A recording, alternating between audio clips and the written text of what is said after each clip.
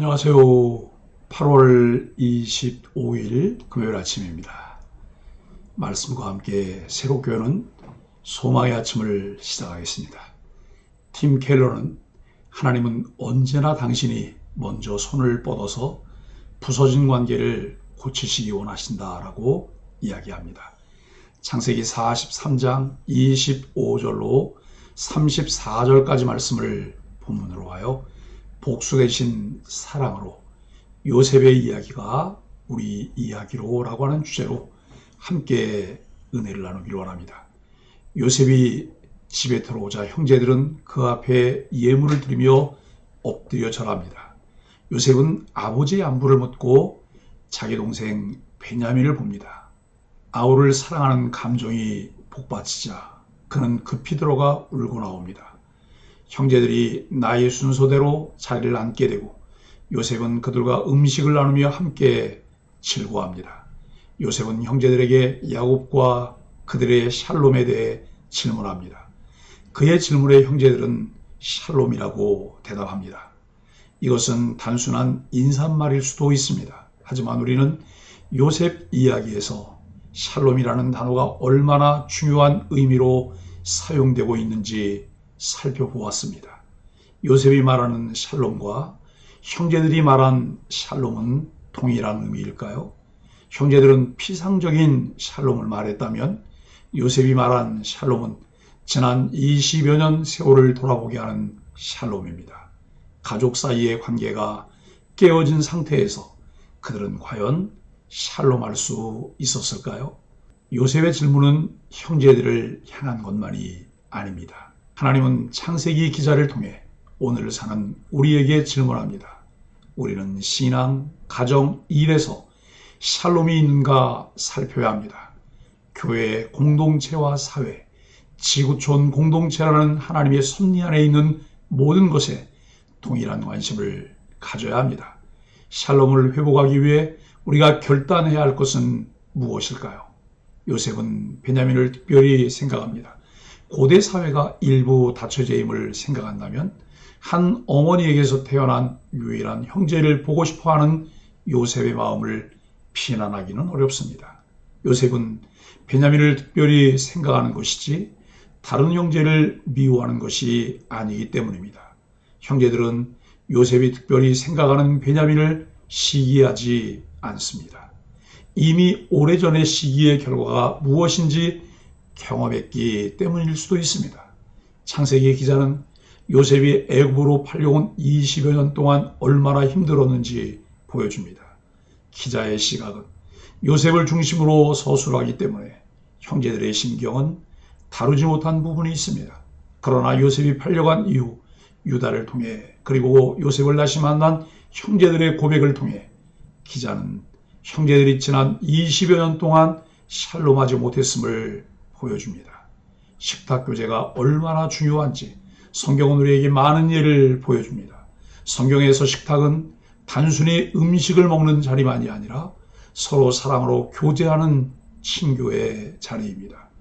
교회와 성도, 개개인의 신앙을 든든하게 세워가기 위해 5개의 기둥이 균형 있게 세워져야 한다는 것을 누누이 강조하며 나누었습니다. 그중 한 기둥이 교제라는 기둥입니다. 이것은 해도 되고 안 해도 되는 기둥이 아니라 꼭 필요한 기둥입니다. 교회의 일꾼된 이들은 이러한 기둥들이 어떻게 교회 안에서 잘 세워질 수 있는지를 생각하고 요소에서 그 일을 실천해 내는 이들입니다. 하나님은 죄인을 불러 거룩한 식탁에 초대하여 함께 교제하길 원하십니다. 25절로 28절은 꿈을 성취하신 하나님입니다. 요셉이 형제들과 함께한 식사는 하나님이 교제의 즐거움을 누리도록 마련해 주신 자리였습니다.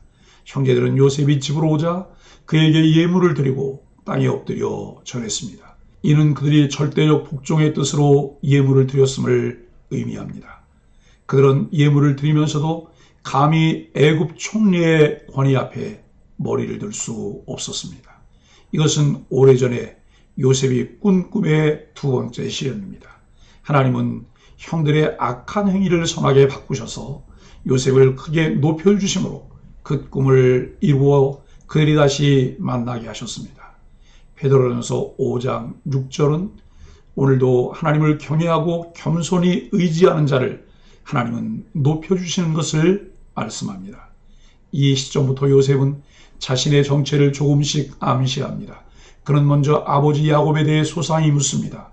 이에 형제들은 아버지가 평안히 생존해 계신다고 말합니다. 요셉은 애굽 땅에서 아버지를 그리워하며 애통하는 마음으로 지냈는데 이제 형들을 통해 아버지의 소식을 들었습니다. 야곱과 요셉이 외롭고 힘든 시간을 보내는 동안 하나님은 그들을 각각 돌보시며 재회의 자리로 준비하고 계셨습니다. 하나님은 당신의 뜻을 이루시는 과정에서 택하신 백성을 소외시키지 않고 늘 돌보십니다. 29절로 31절은 한 자리에 모인 형제들입니다. 요셉은 베냐민에게 각별한 애정을 보이며 애끓는 마음을 참지 못해 다른 방에서 울기까지 합니다. 친동생 베냐민을 향한 감정과 회한을 감당할 수 없었지만 형들이 진실하게 회개하여 서로 화해하기까지 감정을 드러내지 않으려고 급히 자리를 피했습니다. 요셉은 형들에 대한 복수심이 아니라 사랑과 용서로 그들과 교제하기를 원했습니다.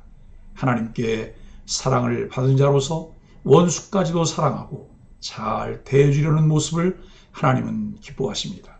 이런 장면은 신앙의 깊이와 모진 고난의 연단을 통해 만들어진 디테일함입니다.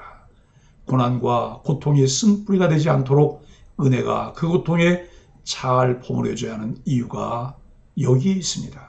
삶에서 일어나는 크고 작은 일들을 인내하며 잘 견뎌낼 뿐만 아니라 그것들이 신앙의 아름다운 진수를 만들어낼 수 있는 것은 감사로 그것을 이겨냈을 때 형성됩니다.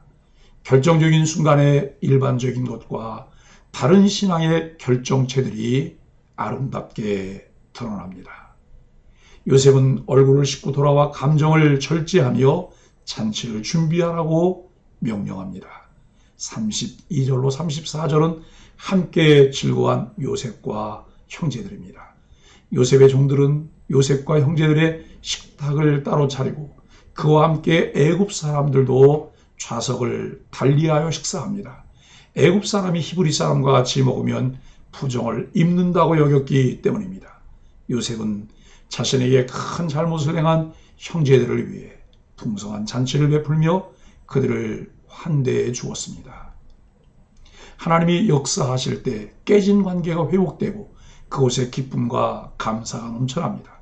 요셉은 자기가 먹은 음식을 형제들에게 주되 베냐민에게는 다른 사람보다 5배를 더 주고 형들을 장유의 순서대로 앉게 합니다. 그는 막내인 베냐민에게 그동안 한 번도 사랑을 표현할 기회가 없었는데 이제 그에게 다른 형제들보다 5배나 많은 음식을 줍니다. 이러한 편애에도 불구하고 형제들은 아무런 불편함 없이 모두 즐겁게 식사를 하였습니다. 이로써 형들은 요셉의 시험을 통과합니다. 하나님의 은혜로 마련된 그 식탁에서 모든 형제들이 기쁨과 사랑의 교제를 나눕니다. 사랑하는 소망의 가족 여러분, 오늘 우리도 하나님이 주시는 기쁨으로 가득한 교제가 있어야 합니다. 세상에는 은혜를 원수로 갚는 사람들이 많습니다. 그러나 요셉은 원수를 사랑과 은혜로 갚음으로써 선으로 악을 이기는 아름다운 모범을 보이고 있습니다. 요셉은 고난과 연단 속에서 하나님이 선대하시며 선하게 일하시는 은혜를 경험하며 그것을 배웠고 충분히 누리는 삶을 살았습니다. 우리가 말하는 신앙생활, 교회생활 속에서 배우고 실천해야 할 중요한 포인트가 이것입니다.